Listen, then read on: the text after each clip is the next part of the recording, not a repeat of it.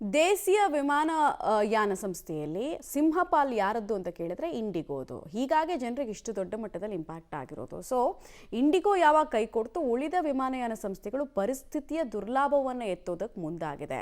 ಒಂದು ಟಿಕೆಟ್ ದರವನ್ನು 10 ಪಟ್ಟು ವಸೂಲಿ ಮಾಡ್ತಾ ಇದೆ ಪ್ರಯಾಣಿಕರಿಂದ ಅನ್ನೋ ಆರೋಪ ಕೇಳಿ ಬರ್ತಾ ಇದೆ. ಇನ್ನೊಂದು ಕಡೆಗೆ ಸರ್ಕಾರ ಮಧ್ಯಪ್ರವೇಶ ಮಾಡಿದ್ದು, ಇನ್ನೊಂದು ವಾರದಲ್ಲಿ ಸಮಸ್ಯೆಗೆ ಪರಿಹಾರ ನಾವು ಕೊಡ್ತೀವಿ ಅಂತ ಭರವಸೆಯನ್ನು ಕೊಟ್ಟಿದೆ. ಡೀಟೇಲ್ಸ್ ಇದೆ, ಬನ್ನಿ ನೋಡಿ. ಇಂಡಿಗೋ ಏರ್ಲೈನ್ಸ್ನಲ್ಲಿ ಸಿಬ್ಬಂದಿ ಸಮಸ್ಯೆ, ದೇಶಾದ್ಯಂತ ಪ್ರಯಾಣಿಕರ ಪರದಾಟ.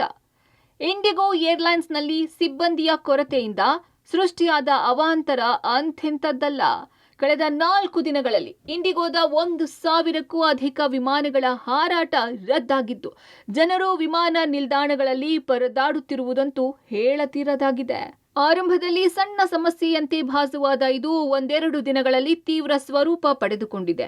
ವಿಮಾನಗಳು ಇದ್ರೂ ಅದನ್ನು ಆಪರೇಟ್ ಮಾಡಲು ಸಿಬ್ಬಂದಿ ಇಲ್ಲದ ಸನ್ನಿವೇಶ ಇಂಡಿಗೋಗೆ ಬಂದಿದೆ. ಇದೇ ಕಾರಣದಿಂದಲೇ ದೆಹಲಿ, ಬೆಂಗಳೂರು, ಲಖನೌ, ಜಮ್ಮು ಕಾಶ್ಮೀರ, ಚೆನ್ನೈ, ಹೈದರಾಬಾದ್, ಭೋಪಾಲ್ ಸೇರಿದಂತೆ ಪ್ರಮುಖ ಮಾರ್ಗಗಳಲ್ಲಿ ಸಂಪೂರ್ಣವಾಗಿ ವಿಮಾನಗಳ ಹಾರಾಟ ರದ್ದು ಮಾಡಿರುವುದಾಗಿ ಇಂಡಿಗೋ ಘೋಷಣೆ ಮಾಡಿದೆ. ಸಮಯದ ಲಾಭ ಪಡೆದ ಇತರೆ ಏರ್ಲೈನ್ ಎಕಾನಮಿ ಸೀಟ್ಗಳ ಬೆಲೆ ದಿಢೀರ್ ಏರಿಕೆ.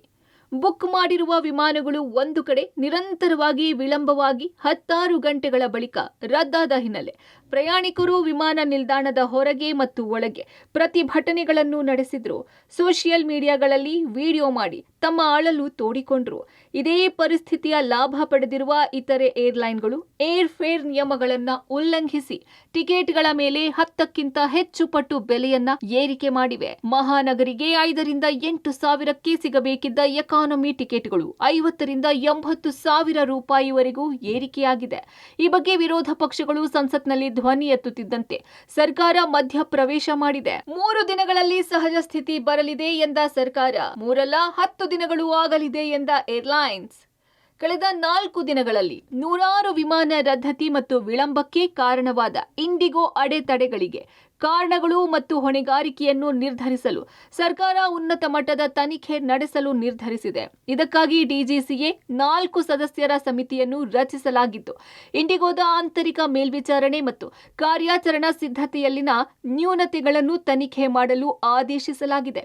ಹೊಸ ವಿಮಾನ ಕರ್ತವ್ಯ ನಿಯಮಗಳನ್ನು ಹಿಂಪಡೆಯುವುದು ಸೇರಿದಂತೆ ವಿವಿಧ ಕಾರ್ಯಾಚರಣೆಯ ಕ್ರಮಗಳು ಇಂಡಿಗೋ ವಿಮಾನಗಳ ಅಡೆತಡೆಗಳನ್ನು ಪರಿಹರಿಸಲು ಸಮಿತಿ ಸಹಾಯ ಮಾಡುತ್ತದೆ ಮತ್ತು ಮುಂದಿನ 3 ದಿನಗಳಲ್ಲಿ ಪರಿಸ್ಥಿತಿ ಸಹಜ ಸ್ಥಿತಿಗೆ ಮರಳುವ ನಿರೀಕ್ಷೆ ಇದೆ ಎಂದು ನಾಗರಿಕ ವಿಮಾನಯಾನ ಸಚಿವ ಕೆ. ರಾಮಮೋಹನ್ ನಾಯ್ಡು ಹೇಳಿದ್ದಾರೆ. ಈ ನಡುವೆ ಡಿಜಿಸಿಎ ವಾರದ ವಿಶ್ರಾಂತಿ ಮತ್ತು ಸಾಮಾನ್ಯ ರಜೆಯನ್ನು ಪ್ರತ್ಯೇಕಿಸುವ ನಿಯಮವನ್ನು ತಾತ್ಕಾಲಿಕವಾಗಿ ಹಿಂಪಡೆದಿದೆ. ಮತ್ತೊಂದು ಕಡೆ ಇಂಡಿಗೋ ಸಿಇಒ ಪೀಟರ್ ಎಲ್ಬರ್ಸ್ ಮಾತನಾಡಿ, ಶನಿವಾರ ಅಂದ್ರೆ ಇಂದು ವಿಮಾನಯಾನ ಸಂಸ್ಥೆಯು 1000ಕ್ಕೂ ಹೆಚ್ಚು ವಿಮಾನಗಳು ತಮ್ಮ ಹಾರಾಟವನ್ನ ರದ್ದು ಮಾಡಲಾಗುತ್ತೆ. ಡಿಸೆಂಬರ್ 10 ರಿಂದ 15ರ ನಡುವೆ ಪರಿಸ್ಥಿತಿ ಸಾಮಾನ್ಯವಾಗುವ ನಿರೀಕ್ಷೆ ಇದೆ ಎಂದು ಹೇಳಿದ್ದಾರೆ. ಅನಾನುಕೂಲತೆಗಾಗಿ ಪ್ರಯಾಣಿಕರಿಗೆ ಸಾರ್ವಜನಿಕವಾಗಿ ಕ್ಷಮೆ ಯಾಚಿಸಿದ್ರು. ನವೆಂಬರ್ 1 ರಿಂದ ಜಾರಿಗೆ ಬಂದ ಹೊಸ FDTL ನಿಯಮಗಳ ಪ್ರಕಾರ ಅಗತ್ಯವಿರುವ ವಿಮಾನ ಚಾಲಕರ ಸಂಖ್ಯೆಯನ್ನು ತಪ್ಪಾಗಿ ಲೆಕ್ಕ ಹಾಕಿದ್ದು ಕಂಪನಿಯ ಯೋಜನೆಯಲ್ಲಿ ಕೊರತೆಗಳು ಇದ್ದವು ಎಂದು ಒಪ್ಪಿಕೊಂಡಿದ್ದಾರೆ. ಬೆಲೆ ಏರಿಕೆಯ ಬಗ್ಗೆ ಪರಿಶೀಲನೆ, ಟಿಕೆಟ್ ರದ್ದಾಗಿರುವವರಿಗೆ ಪೂರ್ಣ ಹಣ ವಾಪಸ್.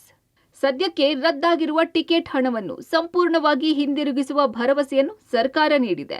ಯಾವುದೇ ಕಮಿಷನ್ಗಳನ್ನು ಪಡೆಯದೆ ಟಿಕೆಟ್ ಹಣವನ್ನು ಪೂರ್ಣ ಮರಳಿಸಬೇಕು ಎಂದು ಇಂಡಿಗೋಗೆ ಸೂಚಿಸಿದೆ. ಈ ನಡುವೆ ದರ ಹೆಚ್ಚಿಸಿರುವ ಇತರೆ ಏರ್ಲೈನ್ಗಳ ಬಗ್ಗೆ ಪರಿಶೀಲನೆ ನಡೆದಿದ್ದು, ದರ ನಿಯಂತ್ರಣಕ್ಕೆ ಸಂಬಂಧಿಸಿದಂತೆ ಆದೇಶ ಹೊರಡಿಸುವ ಸಾಧ್ಯತೆಗಳಿವೆ. ಶಬೀರ್ ನಿಡಗುಂದಿ, ಪಬ್ಲಿಕ್ ಟಿವಿ, ನವದೆಹಲಿ.